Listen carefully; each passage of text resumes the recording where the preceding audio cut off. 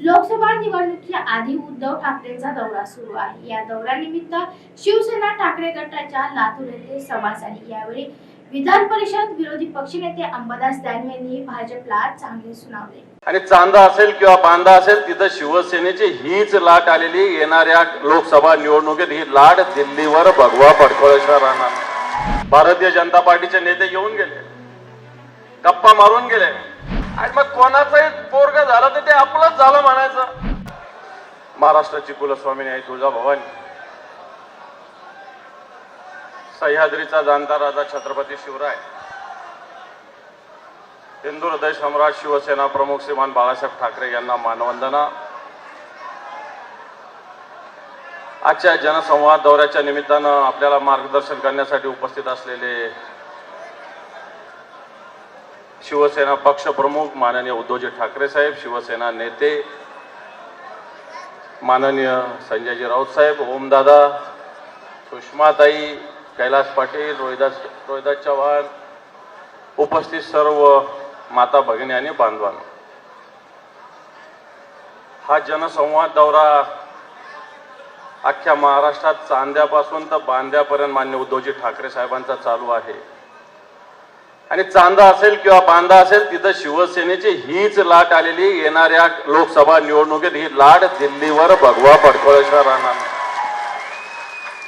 बरेच जण आले परवाच्या दिवशी संभाजीनगरात काही लोक येऊन, भारतीय जनता पार्टीचे नेते येऊन गेले, गप्पा मारून गेले, परंतु आपली ही फक्त तालुक्याची सभा आहे। मराठवाड्याच्या सभेला सुद्धा एवढे लोक नव्हते। एवढे लोक आपल्यासाठी या उद्धवजी ठाकरे साहेबांच्या नेतृत्वासाठी उपस्थित आहेत। कारण मी महाराष्ट्रात उद्धवजी ठाकरे साहेबांसोबत फिरत असताना एक लाट शिवसेनेची आणि उद्धवजी ठाकरे साहेबांची या महाराष्ट्रात आलेली आहे। या महाराष्ट्रात जे कोणी गद्दार लोक आहे ना, यांना भस्मसात केल्याशिवाय ही लाट राहणार नाही। सब आपण आज या महाराष्ट्रात फिरत असताना या महाराष्ट्रातले वेगवेगळे विषय, आज या महाराष्ट्रात गद्दार लोकांचं सरकार काम करत आहे।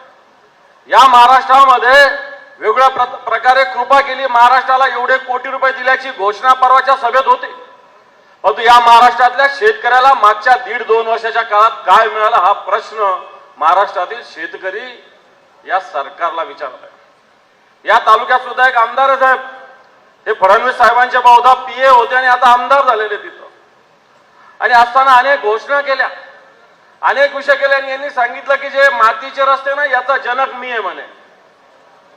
पण मला चांगलं आठवतं की पानंद रस्त्याची योजना, जी मातोश्री पानंद रस्त्याची योजना नावाने आपण केली आणि त्याला मान्यता मुख्यमंत्री आपण असताना रोजगार हमीच्या मार्फत दिलेली, ही मला चांगल्या पद्धतीने आठवते। आणि मग कोणाचंही पोरग झालं तर ते आपलंच झालं म्हणायचं, याला काय अर्थ आहे? त्याला दम लागतो। आणि तो दोन उद्धवजी ठाकरे साहेबांनी पानंद रस्त्याच्या माध्यमातून दाखवलेला आहे।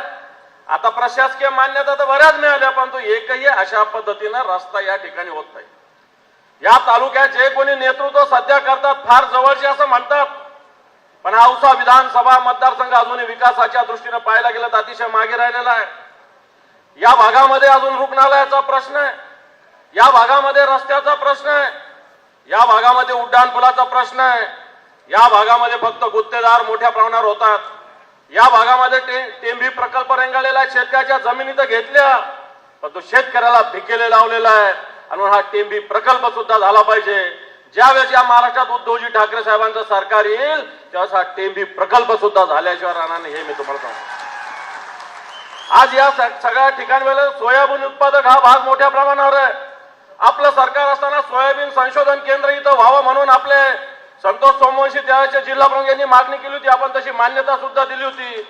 आज हा सोयाबीन संशोधनाचा प्रकल्प परळीला नेण्याचा प्रयत्न होतोय।